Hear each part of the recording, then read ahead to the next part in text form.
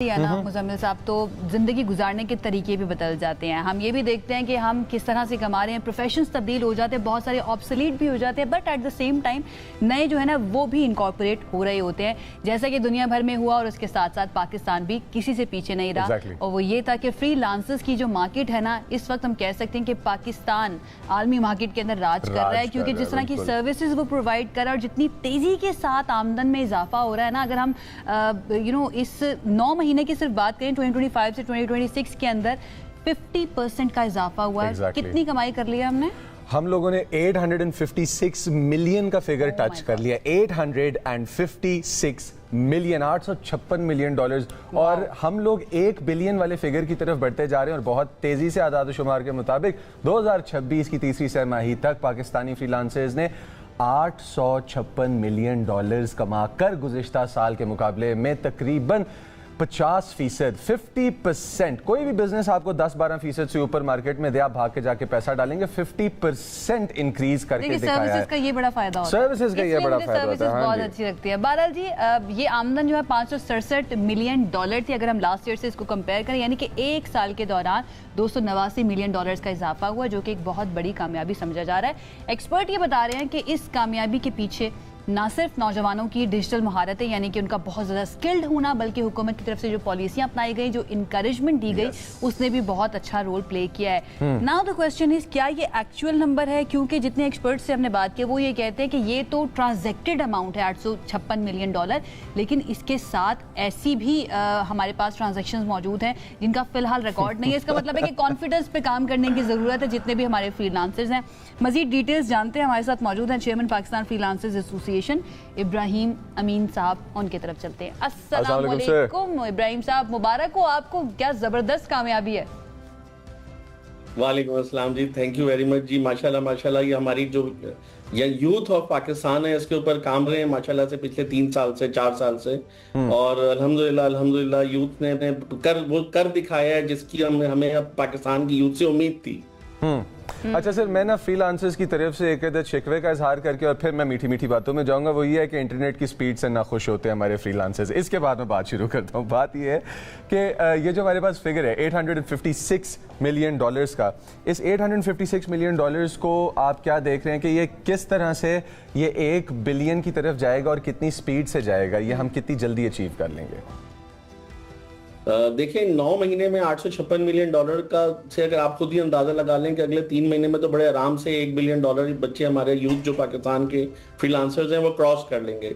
अब इसको ये देखना है कि 2.37 लाख बच्चे इस वक्त कमा रहे हैं पाकिस्तान में।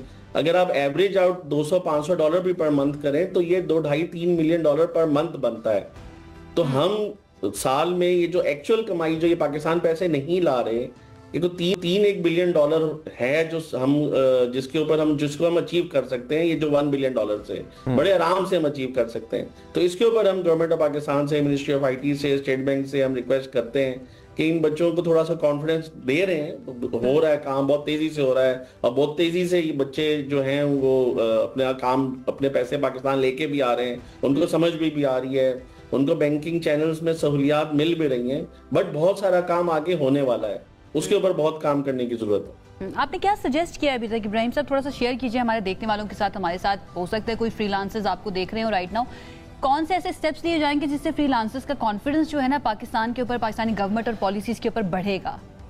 वेरी इंपॉर्टेंट जी, जो सबसे बड़ा इस वक्त जो चैलेंज है सबसे बड़ा वो ये है कि जो पेमेंट सिस्टम्स हैं जिसके तहत पाकिस्तान पैसे आने हैं, उसकी सहूलत इनेबल करनी है। अब जैसे स्विफ्ट है और बहुत सारे और चैनल्स हैं, एग्रीगेटर्स हैं, पेयोनियर है, बहुत सारे जो चैनल्स हैं वो इतने आसानी से पाकिस्तान पैसे आते ही नहीं है, उसमें पैसे कट जाते हैं बहुत। स्विफ्ट जैसे $200 अगर मंगाएं तो $35 हर ट्रांजैक्शन पे कट जाता है।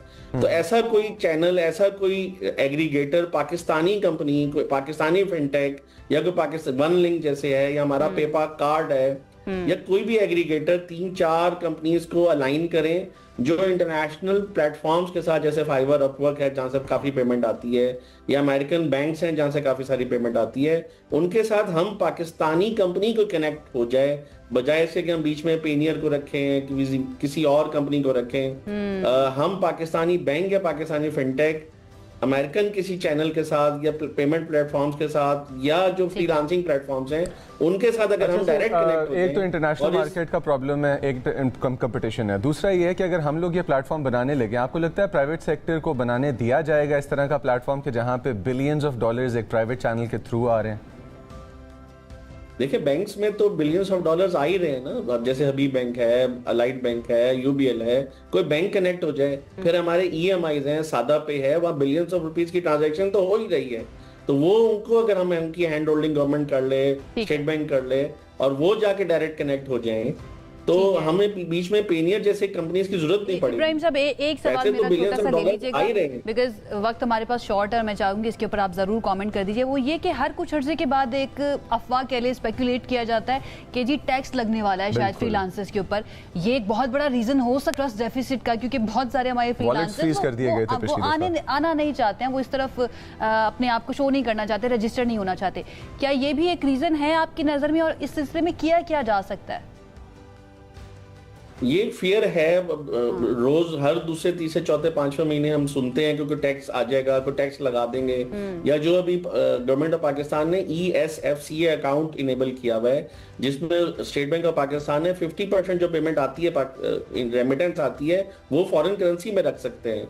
तो वो जो फॉरेन करेंसी में वो रख सकते हैं उसको वो स्पेंड भी कर सकते हैं, उसका डॉलर डेबिट कार्ड इशू होता है फ्रीलांसर्स को। एक तो इसकी आउटरीच, ये पैगाम फ्रीलांसर्स को, पाकिस्तानी यूथ को पहुंचाने की जरूरत है, उनको बताने की जरूरत है और ये कॉन्फिडेंस देने की जरूरत है कि आप पे टैक्स नहीं लगेगा यूथ को, फ्रीलांसर्स को, और आपके जो डॉलर्स आएंगे वो आप उसको 50% उसको खर्च कर सकते हैं बगैर किसी हेले हुज्जत के।